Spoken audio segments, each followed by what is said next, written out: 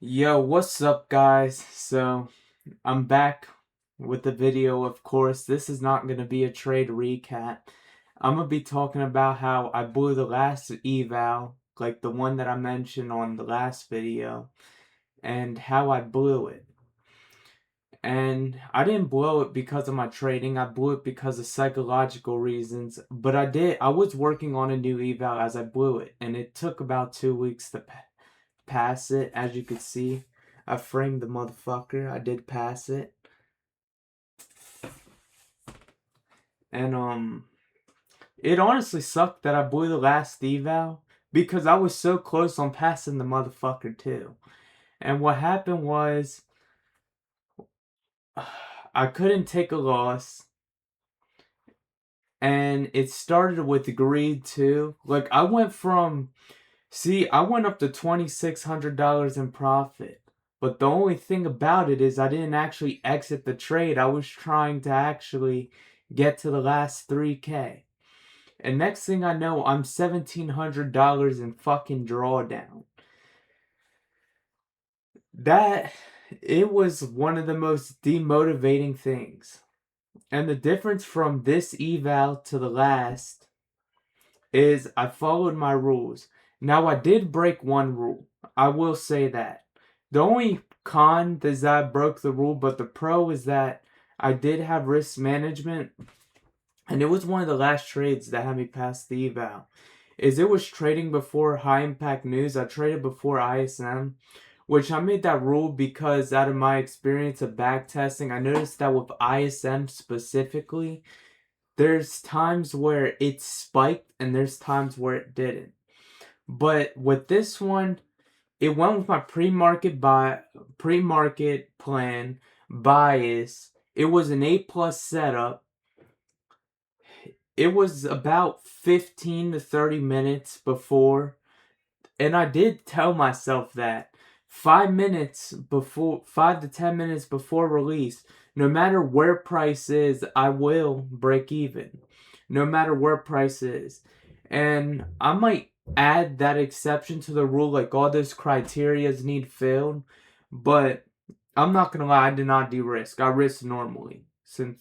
But since I don't have enough data to mess around with it, I'm gonna be doing that, and it has to be de-risk. All criterias need to be filled. If not, I have to wait till after news. So for that, at the moment being, I think I'll add that exception and just do de-risked entries. And when I get more data in the future of doing it, then I'll see if I should risk normal. For as of right now, that's de-risked. But back to how I blew the eval. I think I talked about the greed already, where I was 2,600. I didn't take out because I was trying to get the 400 more. And then next thing I know, I'm $1,700 in drawdown.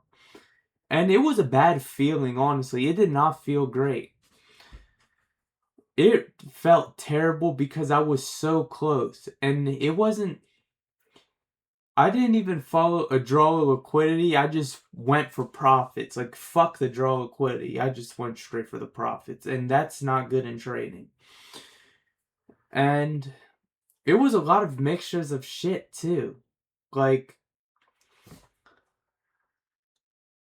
and one of the times I took 4 trades instead of 2. And I think that was where I fucked up. That's where I did fuck that whole eval up, is the day that I blew it, I took 4 trades instead of 2. I could not walk out. I think it was a break even and a loss and I couldn't walk away or some shit like that. And then next thing you know, I kept trading. And I'm minus 1,700 in drawdown, last $300. Now that's more on how I blew the eval. But now we're going back to the passing the eval part. I followed my rules for the most part. I took no more than 2 trades. In the second trade, I did de-risk. I walked away on red days. I walked away on break-even days. And I'll tell you, and I even walked away on red days. I think I did say that already. I might be repeating that. And I'll say, it sucked, but I felt so much better following my rules. Like, it's different whenever you break your rules and then you fuck up your shit. Like, I actually, even though it was a red day, it felt great because I knew that also when I'm preserving capital for the next day, I have another chance. And plus, one thing, mindset I kind of got into thinking about it is I need to stop rushing the process, even if it takes me a month or two to pass the eval. Because, what was I going to say? I'm going to become more poor faster than actually becoming rich. Like, I cannot rush the process of making money in trading. Now, 2 weeks, for me to pass it in 2 weeks, and it hasn't even been a month since I started funded trading. Like, it hasn't been a complete month. We're about to be coming into a month in like 5 days. That's not bad. It really isn't that bad. Just, I followed my risk management rules. I did everything I was supposed to, other than me breaking the one rule. And I did win that trade. I did win. And it does not mean that that's going to be the outcome next time. And that's why I said I might add that exception where I do the criteria thing where all the criterias need to fill not 3 out of 5 criterias, but 5 out of 5 criterias. Now, I don't know how much criterias it is. I have to look into it. But it's, you have to be entered 15 to 30 minutes. It needs to go with your bias. It needs to go with your pre-market plan. It has to be an A+ setup, and 5 minutes before release, you have to be break even, no matter where price is. And I think that's 5 criteria, and all of them have to be filled out in order for me to do it.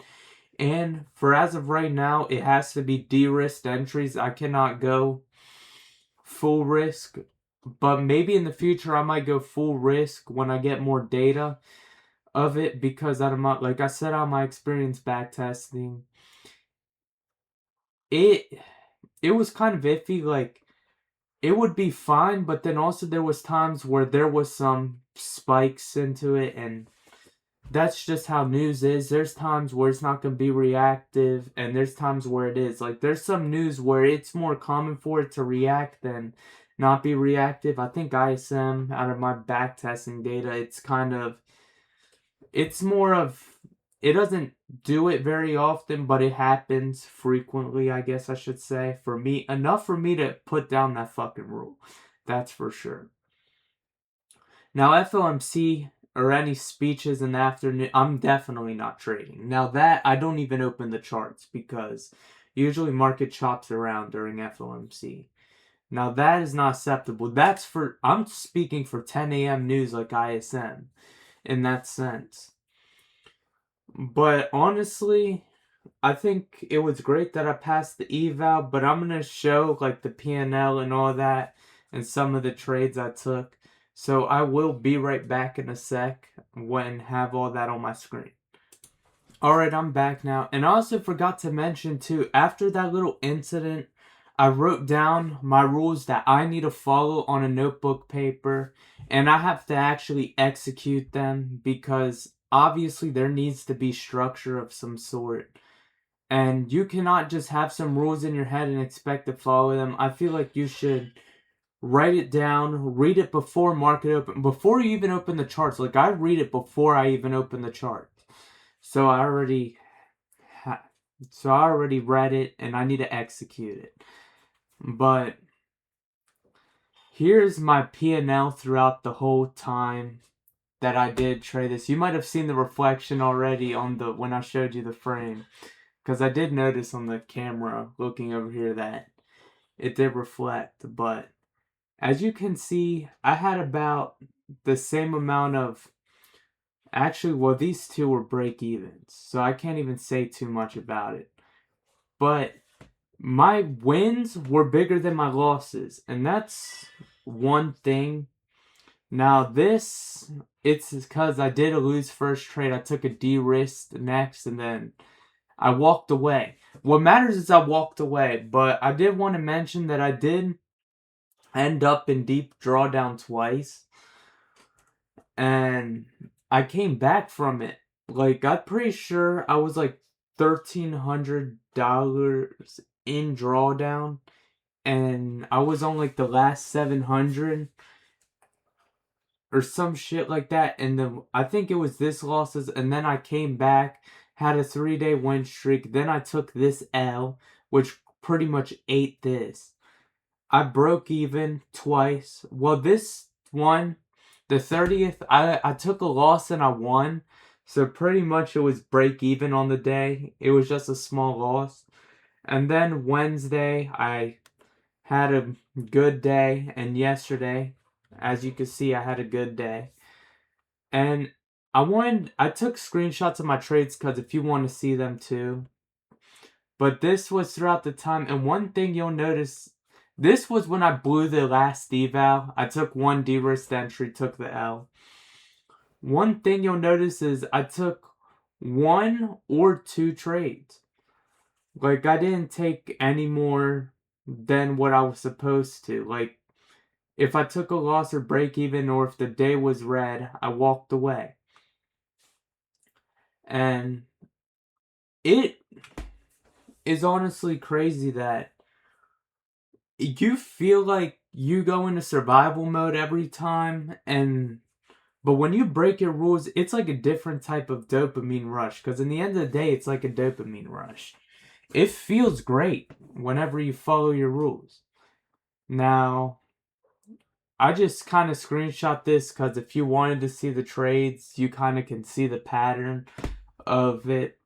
This was the trade where I did break the rule. It was a banger trade, though. It was a banger ass trade, that's for sure. And this was my break-even level, like before. If it got there before the news release, I was gonna break even there, but I think it did end up going there before release. But regardless, 5 minutes before release, I had to be break even. And over here, this was the last trade I took. Now, I did have to farm off $7, and I did. I risked 25 to get a quick 7 and close the trade. Like, I put sell stop at $25, so I didn't accidentally blow the account for being stupid. And it worked. This trade was an actual banger, though. This trade was probably one of the best trades. Definitely out of this whole little thing. But I'm going to go back to full view and finish off the video. But pretty much I just wanted to talk about how I blew the last account and the difference between this and that one. And it's kind of crazy to see that if you do as little to following your rules, it could be a lot different. Now, I hadn't got a payout yet, so I don't want to be like, oh yeah, if you do this, this, and that. I'm just speaking on my experience of passing the eval. And also, I kind of shift my mindset too. I just turned 18. Like, it hasn't even been a month since I started trading. And I'm over here being stupid, rushing the process. I needed to get out that mindset because I was thinking that if I keep going down that route, I will just lose more money than actually make money. And that's how you have to think. I know that my position's different because I just turned 18 and I've been doing this for a bit already, paper trading. But even, let's say for you guys, if you're older or whatever and you're seeing this, you cannot rush this process. It really is a process of time. And I am speaking like if I've been doing this for years. I'm just saying off this little time of eval, because that's the only shift I made from the other evals, is that I followed my rules for the most part, other than I did break that one rule. But see, that was the only bad thing. The pro is that I did follow the risk management rules, but it really feels so much better when you follow your rules, because it felt terrible whenever I broke the rules and I came close to drawdown. I had this weird feeling in my chest. Like, it wasn't a good kind. Like, if it was gonna explode. Like, if my heart was gonna explode or some shit. And it was emotionally draining. But instead of focusing on your P&L, just focus on surviving. And that's what I did. I went in drawdown twice and the day that I broke even, where I showed you where I lost 150, it was one more trade or I blew the eval. And I ended up going to break even, and then I had that little winning thing, and I climbed out of that little deep drawdown thing, and then I went back in the drawdown. I climbed out of it, and this time I passed the eval. All I did was just focus on surviving. If you keep going through these accounts fast because you can't follow a simple thing of rules, in the end of the day, we all want to make money from trading. Like, yes, trading changed you as a person and everything, but we all come in wanting to make money, and you are not going to make money by not following your rules. Now, I haven't made money, so I can't say too much of that, but I'm just saying, like, if you're stuck in eval jail, I guess I could say, or whatever, like, this is my first time passing an eval, so I am kind of speaking too soon, like passing the eval. But I'm just saying, and I am getting repetitive on this. So I need to stop saying that. But in the end of the day, I think you should just focus on surviving. Stop focusing on the P&L. Like, yes, it was hard to see that I was in deep drawdown, but you have to understand too that if you just wait to take the trade tomorrow, you don't know what the outcome's gonna be. You could find the most A+ setup in the world. And also, too, another thing is wherever draw liquidity is, that is my take profit. I don't give a shit what the fuck, how much money it is. Now, the only rule I did have that I added also was if it's less than 1R, I'm not entering. It has to be 1R at least. Because why are you risking more to make less? It's different if you're trailing the stop, like your stop loss, and it gets hit. But if you are just genuinely targeting like 0.5R and you're risking more than what you're making, I think it's stupid. I feel like the only reason why that should happen is if you're trailing your stop. But that's really all I have to say for you guys. Hopefully I will have more recaps. I will start trying to get consistent on posting recaps and how this funded goes. And hopefully I get to the payout and don't blow this account.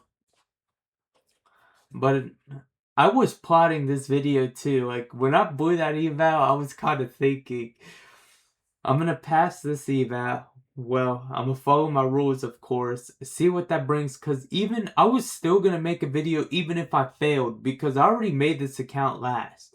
The eval longer than my others. Because I think, looking at the transactions, it was like a 4-day width span that I blew the accounts and bought another. But I hope you guys have a great day and enjoy your weekend, of course, because it's 4th of July coming up. But see ya.